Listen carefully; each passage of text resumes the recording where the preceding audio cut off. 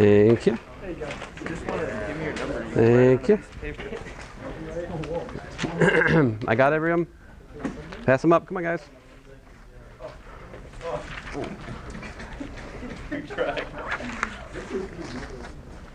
Pass them up. Do real quick for. Now what's done is done. Let's see here. Let's see here, everybody. Thank you. All right, so I got them all. So yeah, if you came in late today, I'm sorry, but what's done is done. Let's see here. So let's see how it goes today. Nope. I mean, no. Nope. Still no. A series is the sum of all answers of an equation within a range of integers. When infinite, it will either converge to a single in number or diverge to plus or minus infinity. No. I mean, that might be a correct sentence, but that's not the definition. Let's see here. Series is a function of numbers going on infinitely. It's true, but not the definition. Let's see here. We had one equation right so far. Let's see here. This one, equation's correct. Let's see about the sentence. The series is equal to the limit of the finite. Oh. Oh, I don't know. It could be right. As n terms approach infinity. This might be right up to my inability to read a word. We might have a complete one here. Let's see here. Yep, right equation, I think. The sum of a sub k from n naught to infinity is equal to the limit as n goes to infinity of, nope. A sub k, nope. It's not a sub k, that's the limit. Let's see here. The equation looks right. A series is a function which goes to infinity, which can be solved by finding the limit. Operationally true, but not the definition. Let's see here. Series, right equation, no sentence. I mean, yeah, right equation. Oh, wait a minute. I take that back. On first glance, it looks like right equation. On second glance, pure nonsense. Let's see here. Well, it's not pure nonsense. It's about 80% nonsense. I mean, it's debatable. How do you define how do you quantify nonsense? Like, I don't know, but let's see here. Sum k equals n naught to infinity. All right, so this one's good. I guess while I'm doing all this, let me write the answer up here. So here's the answer. So the answer would have been sum k equals, I mean, this is not, if you'd started it at 1 or something, I wouldn't fuss too much, but I started it at n naught just to be interesting, is equal to, by definition, the limit as n goes to infinity of the summation k equals n naught to n of a sub k. In words, what I'm saying is that the series converges to its sum if and only if the sequence of partial sums converges to the sum.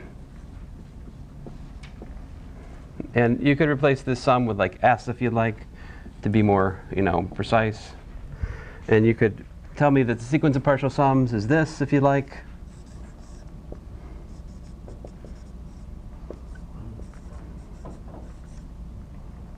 Right. If you wanted to be even more precise, you could actually start writing it out.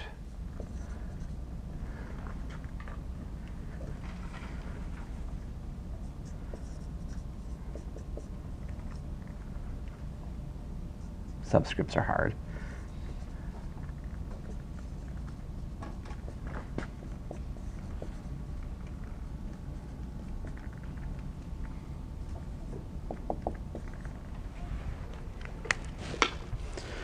So yeah, I mean, it's that formula, right? And it's the limit of the sequence of partial sums that we're looking for here. The summation of a function that goes to infinity, find the answer as one can take the limit of the summation as n goes to infinity to the part n. I mean, again, like this is a description of how we do it, but this is not the definition. Nope.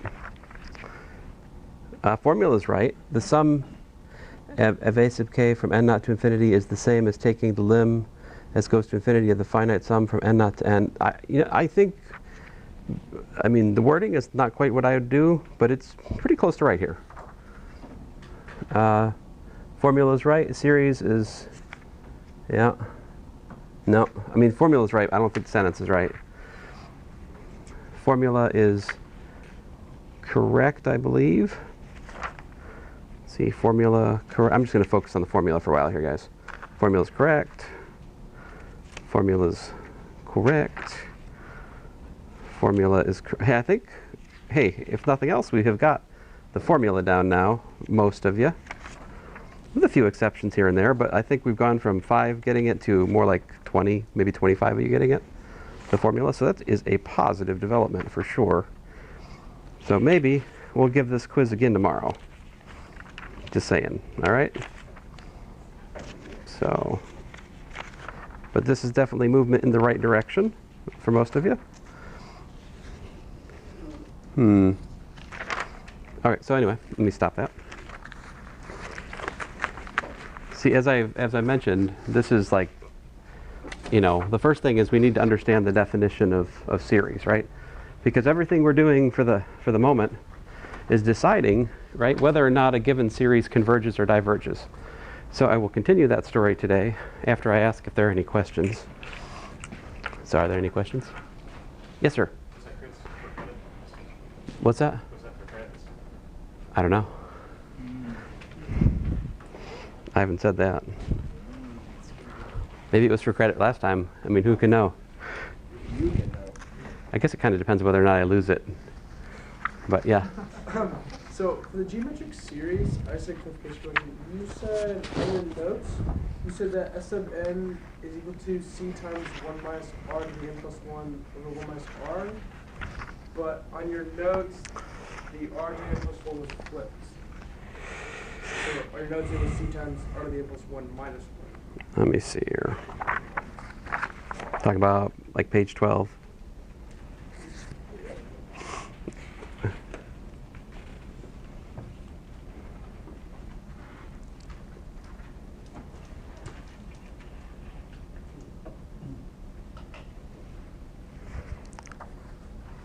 I mean, it's definitely c over 1 minus r. I mean, that's correct. So if I have derived something opposite than that, then it means that I've made a sign error somewhere. Yeah, because if you were to flip, I mean... Oh, yeah, and I think it's right in the step right below proof. So if you look at the place where I took the difference of Sn and r times Sn, Yeah. it's right there, right? Do you guys find it? There on my computer. It's okay. So like the step that's wrong in the notes, I don't know if I did this in class too. Hopefully I didn't do it in class. I don't know. But where I calculate Sn minus Rsn, right? Yeah. I was supposed to, I mean, that's C plus CR plus da da da plus CR to the n minus parentheses, you know, RC, well, let's just get to the point here. CR plus CR squared, CR to the n plus CR to the n plus 1. So if I did that correctly, I should have gotten C minus CR to the n plus 1, which then gives me S sub n is C times 1 minus R to the n plus 1 divided by 1 minus R, which of course that goes to C over 1 minus R as n goes to infinity, provided that the absolute value of R is less than 1. So like what I'm saying is in the notes, I'll fix it. I was about to publish the notes again. I'm glad I did. Now I've got something to fix again. Well, I should, anyway, I finished writing the notes for this arc of the course. I just need to share them with you guys. But I think I finished them. But this right here, that step is wrong in the notes. It's off by a sign. it's like the third line under where I write proof under the geometric series. But thank you. Other questions? Yeah. What number in the mission could we possibly be up Well, I guess that depends on you know, what you've read and studied and such stuff like that. But I mean, there are problems towards the end of the mission which are on sequences. Certainly, you can do those. You know, so. But I talked about that Friday. I think the story has not changed from Friday. But other questions? I mean, after today, more. So yeah, yeah. The whole mission is due on Friday. Right. Yeah. So let's get to it. Is there a question? Anything else? Yeah. I'm missing how that goes from the C times R 1 minus constant and n plus 1 to the next step. Because wouldn't R to the n plus 1 go to be 1 minus? Oh, no. R to the n plus 1 will go to 0. Like if that's a half. Oh. Right. Oh, okay. Mm-hmm. That's all good. So it's just turn your idea upside down there, you know. And that's the thing. It's easy enough to confuse that limit because it's really, really different if R is bigger than 1, right? So the geometric sequence is one of those ones that we've got to, you know, be careful with. Let's see here. Where were we? So I showed you guys the integral test last time, right?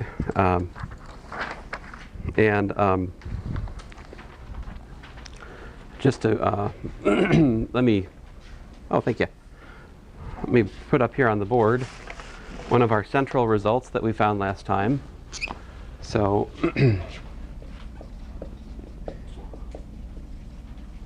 last time, basically, the story is this: the integral from dx, integral of dx over x to the p, right, from 1 to infinity, is equal to infinity for, let's say, 0 less than p less than 1. Well, less than or equal to 1, actually. So now I didn't write this out last time. I'm just telling you what happens. All right. So you can work this integral out, and when you do, you get that's divergent, right? And so then the integral test says that correspondingly the sum k equals 1 to infinity of 1 over k to the power p is infinity, right? And so these are the kind of surprising ones, all right? Like, okay, so likewise, if you just look at the sum k equals 1 to infinity of, say, 1 over k to the p, right, where, let's say, p is greater than, p is less than or equal to 0,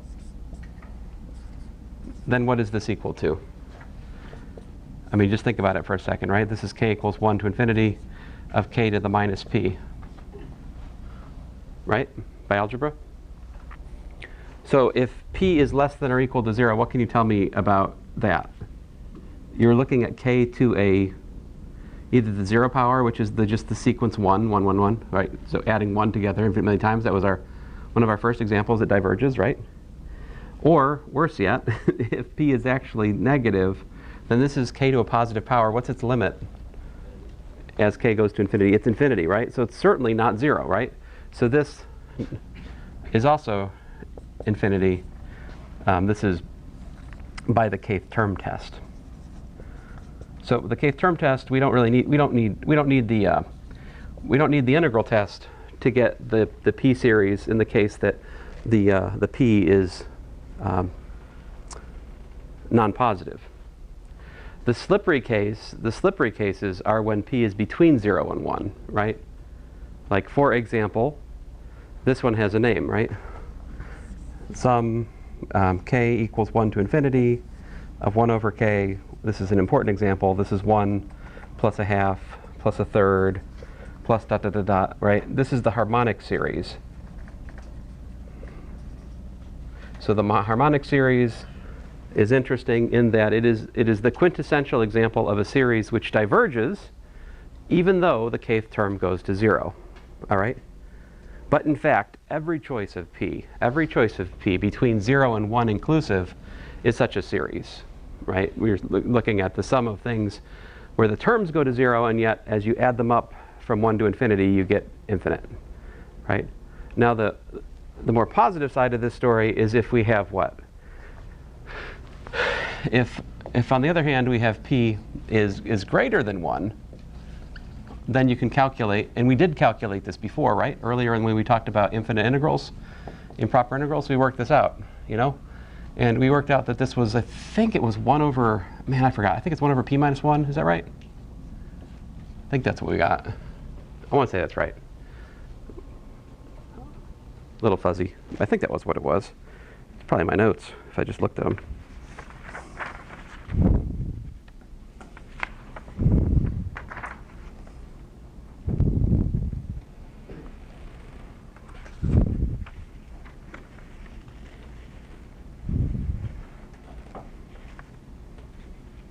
Let's see here. So I have divided these comments up into like a couple of different examples. Like this, what I'm talking about right now technically is example 4.8.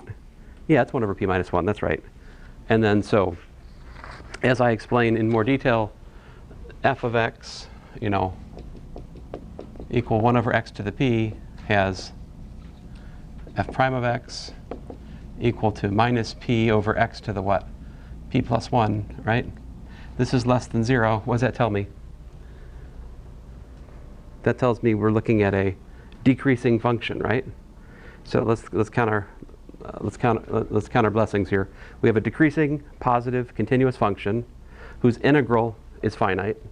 Therefore, the integral test says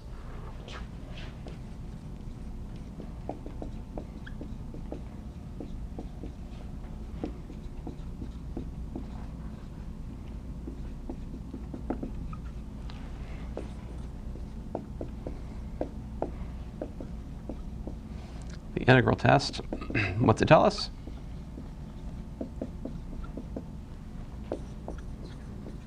Yeah, the sum, the corresponding series, right? Sum k equals 1 to infinity of 1 over k to the p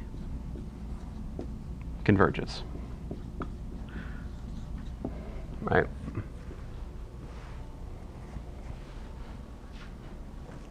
All right, so let us bring all of this together in one result that we should remember. We should all memorize this and remember it and use it. All right? But you should also be prepared to derive it, because these are not bad. Like if I say derive the p-series test and I limit it to a specific case, then that's a pretty friendly problem, right? If I say derive the p-series test and I don't limit to a specific case, well then you got to think, right? Because there are 3 logically separate, actually 4 logically separate cases. The 4 cases are this.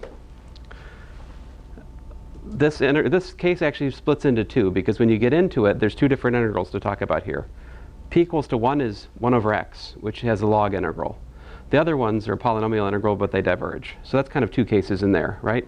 The third case is the integral test doesn't apply, but the nth term, well, the kth term test shows you divergence over here, right? That's case 3. And then case 4 is when you have p positive, right? So there are 4 cases which establish this theorem, which is I refer to as the p-series.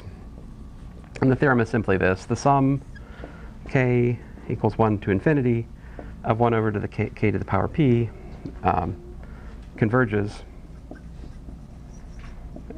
if and only if p is greater than 1. So that's it. A corollary to that, of course, is that the sum k equals 1 to infinity of 1 over k to the p, what? Diverges if and only if what? P is less than or equal to 1. I guess one thing to watch out for here is it is stated in terms of a reciprocal power, right? So if your problem doesn't have a reciprocal, you got to look at it as a reciprocal in order to use the p-series, right? There it is. So we have that. We also have the geometric series, which I just erased. Okay. But there's more. So let's go on here. So this is a benchmark for us. We're going to use these, all right? Now, the other thing I did last class to try to impress the CFAWs, it may or may not have worked, was I actually showed specifically that there's an error estimate that comes paired with the integral test, right? And so well, there's a picture I didn't draw there, but it's almost the picture I already drew. So I think I'm just going to go on here for that, in the sake of that. But notice that there is an error estimation that paired with the integral test that we talked about last time. So that brings us to section 4.3. All right, so here's the next theorem for us is this. Consider, and this is a super useful one. I guess they're all super useful. You're like, I would say everything's super useful. Doesn't really mean anything.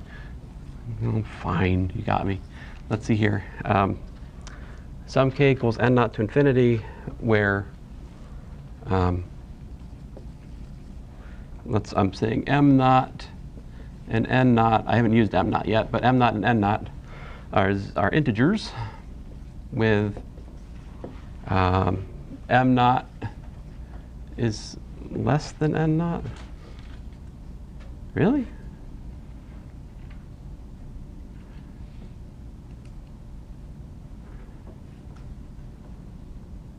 Oh, yeah, okay.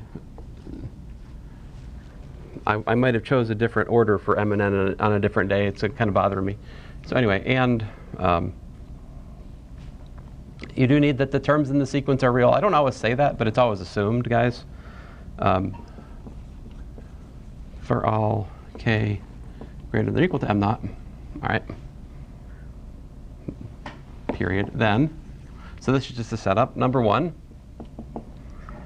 the sum k equals n naught to infinity of a sub k converges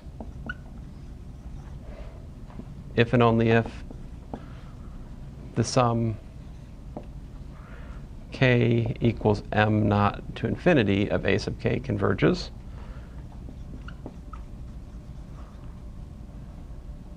Also, there's a formula. The sum k equals m naught to infinity of a sub k is equal to a sub m naught plus a sub m naught plus 1 plus dot dot dot dot plus a sub n naught minus 1. So all I'm saying here is basically that you can split off the start of a series. You can split off the start of a series and just look at the end of it. All right? You can just look at the end of it. And what happens to the end of the series, which we're going to call the tail, all right, or a tail. Basically, convergence is totally governed by the tail of the series. And I should say a tail because, again, you could split off finitely many terms, as many as you like. M naught could be 3, you know, and maybe, n naught. Man, I don't know. I've made my choice. Anyway, my point is that, you know, the number of terms here, right, these in the start, you could have 3 terms there. You could have 2 million terms there. Either way, the story is the same. Finitely many terms does not change the convergence or divergence. That's the next part of the series. So the sum k equals n naught to infinity of a sub k diverges if and only if the sum k equals n naught to infinity of a sub k diverges. And the proof of this assertion is essentially already on the board. I mean, practically. What's the proof? How do you prove this?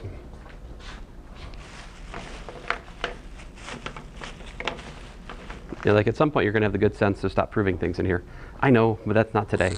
So the proof is simply this. This is the, well, take this infinity and change it to an n, all right? So let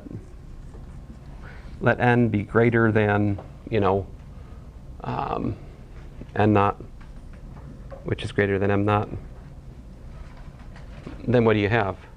You have the sum k equals m naught to n of a sub k is equal to, I'm going to write it this way instead. The sum k equals m naught to n naught minus 1 of a sub k plus the sum, I'll get out of the way here in a second, k equals n naught to n of a sub k.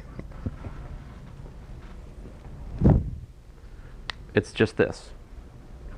If you look at the nth partial sum of the whole series, right, how is it related to the nth partial sum of the tail? They're related just by a shift of a finite value. See, because here the m naught and the n naught, these are fixed numbers, so whatever they are, they are. It's a finite number, yeah? And so this right here, I'll just circle it. This is just a number, finite. This is a finite number for a given series. So think about this. As n goes to infinity, what happens here? You have this partial sum. If this diverges, what happens to the other side?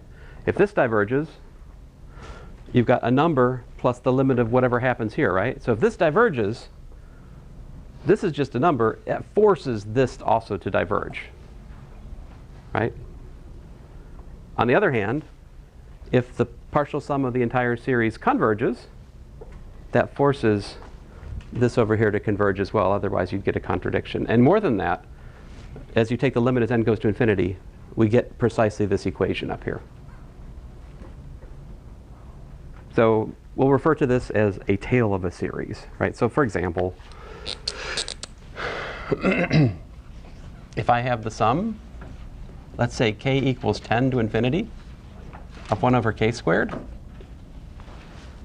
I look at it and I go, oh, this converges, you know, by, well, let me say it this way. This converges since this is a tail of the convergent p equals to 2 series. Yep.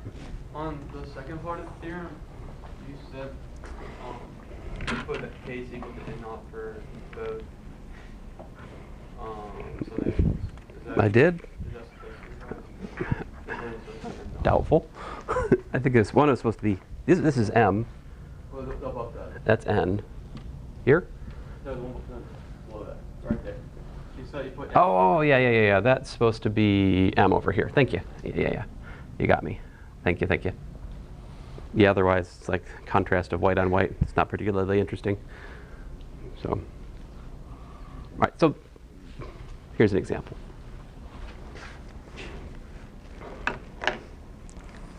Now, all right, so that's one thing is we can talk about, you know, the tail. In fact, we could do more here, right? I could actually tell you could actually figure out the explicit value of this series.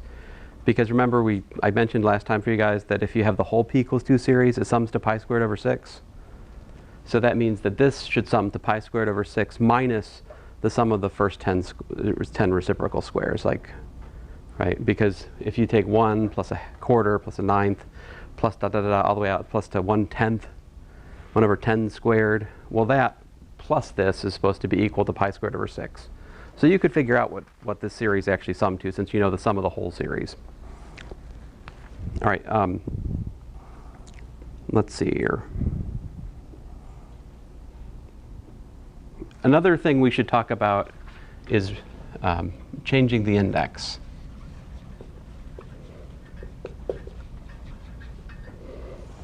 So this isn't so much a theorem as it is a technique. All right, so I'm going to show you an example of this.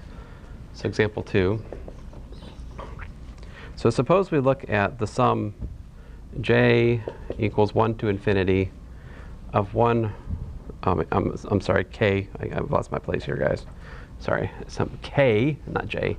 K equals 1 to infinity of 1 over k plus 4 cubed, right?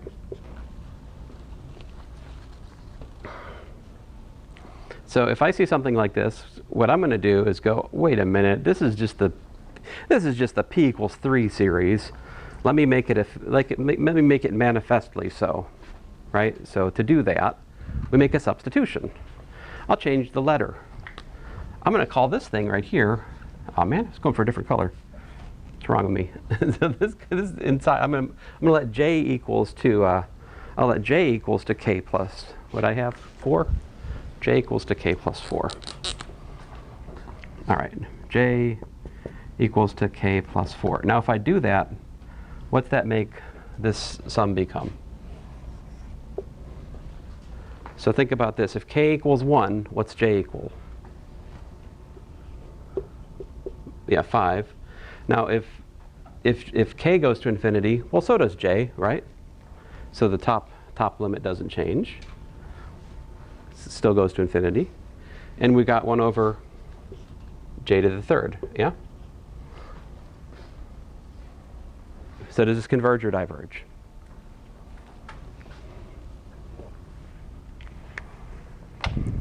And why?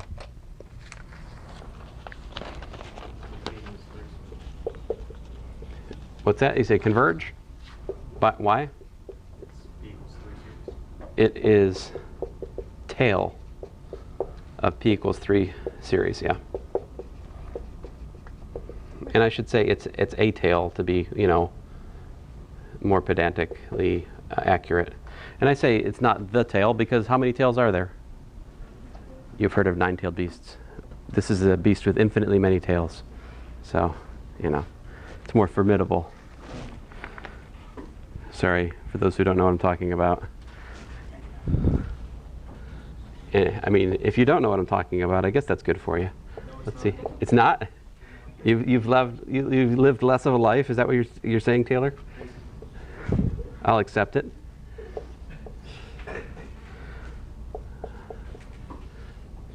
All right, so this one here, like I look at it and intuitively my mind immediately says, this is the harmonic series, but not exactly. So I want to see it. I'll factor a 2 out. See, I can factor a half out of this. And remember, part of what I proved last time was that if you've got a constant times a series, right, term by term, you can factor it out in the sense that if the series converges, then the constant times the series converges, right? If the series diverges, a constant times the series diverges. So we have this freedom to factor constants out of a series. If there's a dependence on k, it's not okay to do this, right? But 2 is 2. Now what?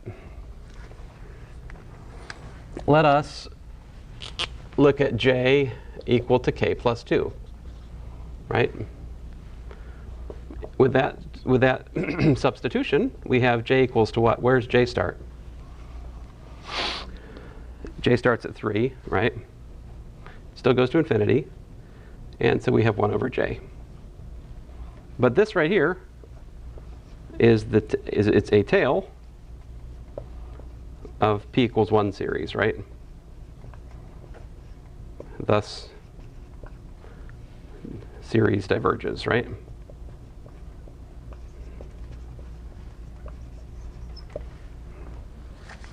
Yes, sir.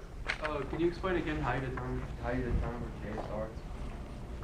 Oh, I just looked at where k starts. Yeah. Now, there is a more low tech. There is a low tech way of doing this, which is to just go. I'll plug in k equal to 1. Plug in k equal to 1. I get a third plus a fourth plus dot dot dot dot. Right. So once I do that, this becomes like more obvious. But I actually just think about putting k equals to 1 in the formula. If in doubt, write it out. That was accidental, but I stand by it. All right.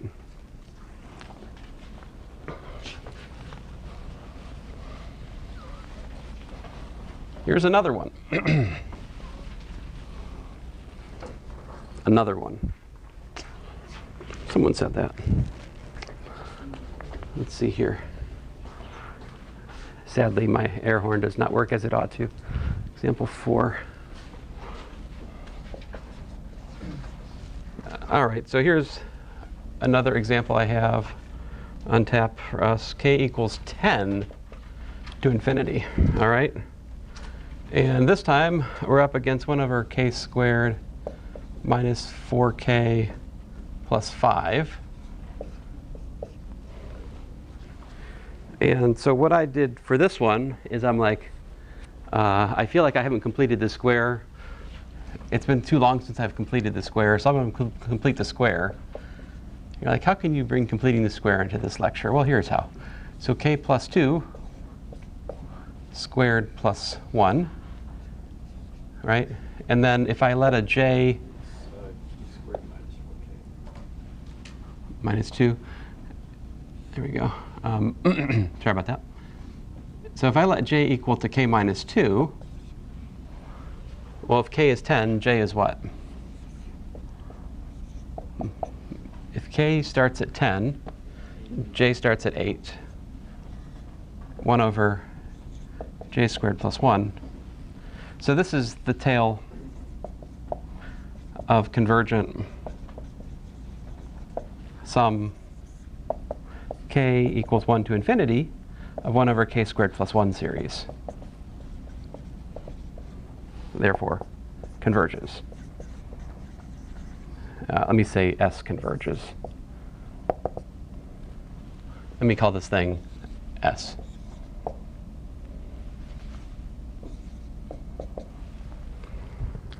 How do I know that that converges?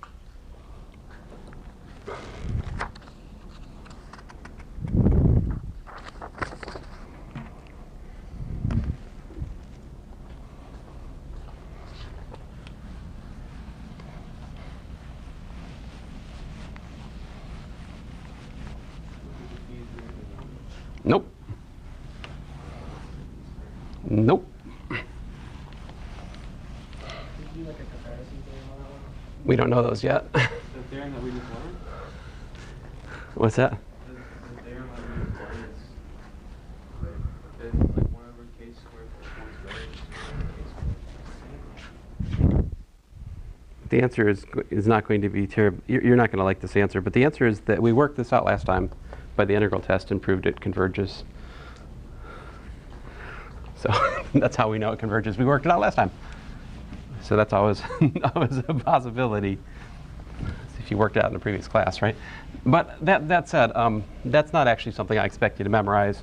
So I'm being a bad actor here. But yeah, we proved that last class by the integral test. I think that was my first example. So now I totally agree with Caleb that we should use the comparison test on this going forward. Which comparison test, though? Right, there are a few different comparison tests we should talk about. What are the comparison tests? So there's the so-called direct comparison test, right?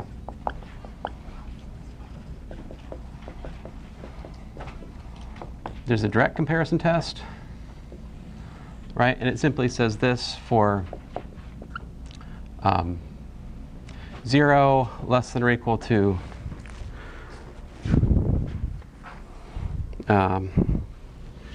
a sub n less than or equal to b sub n. Oh, I should use k here, I suppose. Well, I mean, whatever. Fine.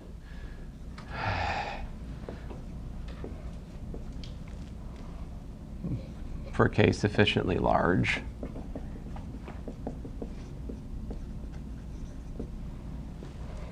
One, if the sum of b sub k converges,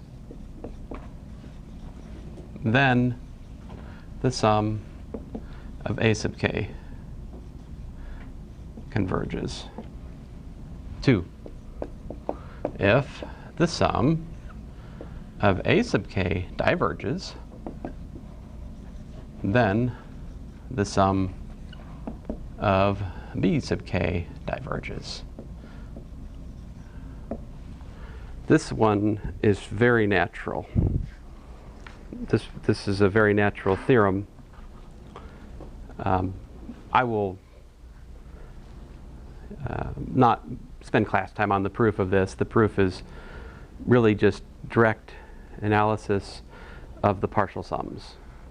Essentially, if you have this inequality, if you have these inequalities, eventually you get corresponding inequalities for the partial sums, and then you can like apply the bounded monotonic sequence theorem to get these results, something like that. Anyway, the proof is in the notes. Let's use it though. Does this make sense? It's like very intuitive. What this is saying is if you have a series formed by terms which are larger than your given series, right? And that larger series converges, it follows that your given smaller series must likewise converge. And on the other hand, if you have the smaller term, if you have a series with smaller terms and it diverges, that forces the series formed with larger terms to likewise diverge. Yes, sir? So what Caleb was saying is because it was 1 over j squared plus 1. Possibly. It's just 1 over j squared. Well, oh yeah. If we, well, yeah. This is right. This is related to the p equals 2 series, but it is not the p equals 2 series. P equals 2 series is just a sum of reciprocal squares, right? This is a close cousin, right? I mean, in some states it could get married, but oh, I'm sorry. Excuse me. What I'm talking about. It's only 2023. We don't believe in that yet. So, at some point in the future, we're going to come full circle to the northern states not making fun of marrying the cousins, but embracing it. I don't know about that one. No? No? Maybe? No. When I moved to North Carolina, my first or second cousins in New York, we went to visit, and like they asked me if we had indoor plumbing, which I thought was hilarious because I was raised in upstate New York, so I understand. But anyway, oh,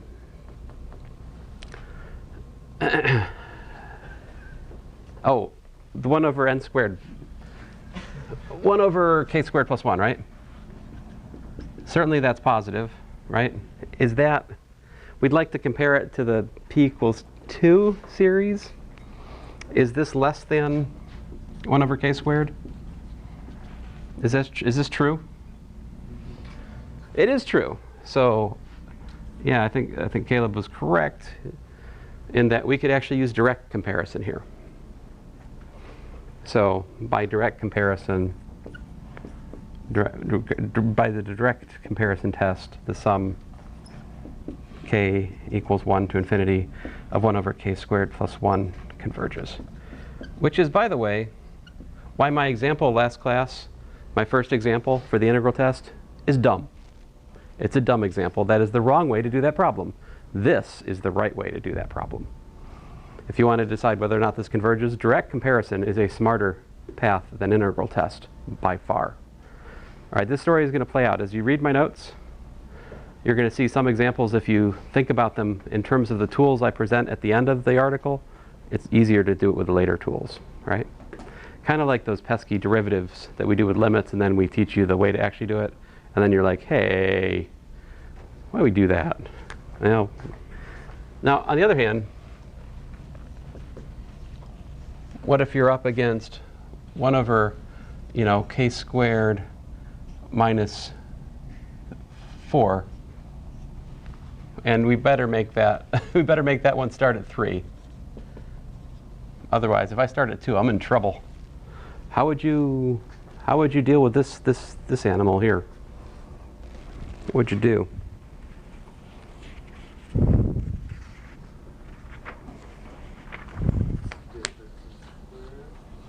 Difference of, I mean, it is the difference of squares, you're right. So the annoying thing is the inequality doesn't go well for us now, does it? Right. So this problem, either you have to get much more creative with your choice of inequalities, right? Or maybe you could, no, I don't think you can just shift the index either. Well, let me think here. What if we let what if we let k squared minus 4 to be equal to, like, I don't know. Could we do, is it possible to, sorry, I'm trying to think of something here. Can I just let it equal to j squared? Is that even reasonable? No, that's not reasonable. I can't do that. And it's something sneaky here. If I want to use the tools that we have at our disposal so far, it would be something sneaky, right? You could do integral test. I think this is like a inverse hyperbolic tangent with a appropriate change of variables. But that is not the way to do this, though. The way to do this is with what's called the limit comparison test. So, like I could come up with some kind of clever shift here, maybe, if I was more clever. Let me try k equal to j plus 2, right? Then k squared is what? J squared plus 4j plus 4. So 1 over k squared minus 4 is what? J squared plus 4j, right? Now I've got plus, which means I can drop terms in the denominator, right? So I could say, aha, well that's less than 1 over j squared, right? And so if I switch the index, I can convert it into something with pluses, and then I can use direct comparison. I had to think, though. I had to think about this, right? I mean, I had to think a little bit. This is the sum. J equals what? If k starts at 3, j starts where?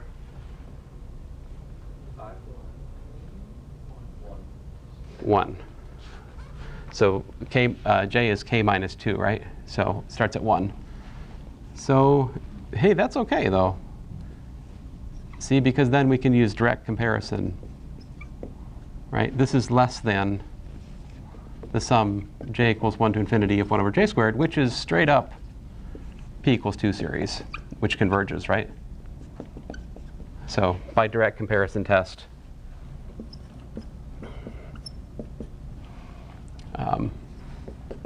S converges, right? Again, I had to think. There's a pretty big, although I think once you see it once, you can try this trick again. Anytime you have a subtraction in the denominator you don't like, if you make a shift to make your variable inject like a plus a constant, well then as you FOIL things out, that injects constants, like adding constants into the denominator, which will change your minuses to pluses. So if you're working towards a convergence argument, then this will work for you. Yeah. So how does the direct comparison test work with if it's like instead of k squared it was like just k? Then you'd be working to show it diverges. So like, this is my last thing for today. I know you guys are itching to go to Convo. Wait a minute, is there Convo? Oh, so you just want to stay here and do this? Woohoo. So if you say k equals 5 to infinity of 1 over, say, k minus 4, right? Well, something like this, then you have 1 over k minus 4 is greater than 1 over k. And then you can argue that gives you the harmonic series, which then by direct comparison shows you this diverges. Yeah. What was that? I mean... Well, because unless I'm an idiot, isn't 1 over k greater than 1 over k squared? 1 over k greater than... Yeah, 1 over k is greater than 1 over k squared. That's true. Well, we know... Well, the thing is, I'm making the denominator here smaller. I'm making the denominator smaller, which makes the fraction larger over here. If that's what you're wondering about. No, well, I was saying I was getting mixed up because we know that 1 over k diverges. But we The know- series, the sum of 1 over k yeah, diverges. The sum of 1 over k diverges. But I guess that wouldn't change anything. Like it wouldn't matter even though that 1 over k is greater than 1 over k squared. Yeah. It diverges. It wouldn't change. See, the game is played differently. If you're working towards divergence, then you want minuses because you want to make the fraction smaller to get something that you can compare and diverges. Anyway, tomorrow we'll work the limit comparison test, which Dr. Sperano often asks his class to prove on test 2, but I never have.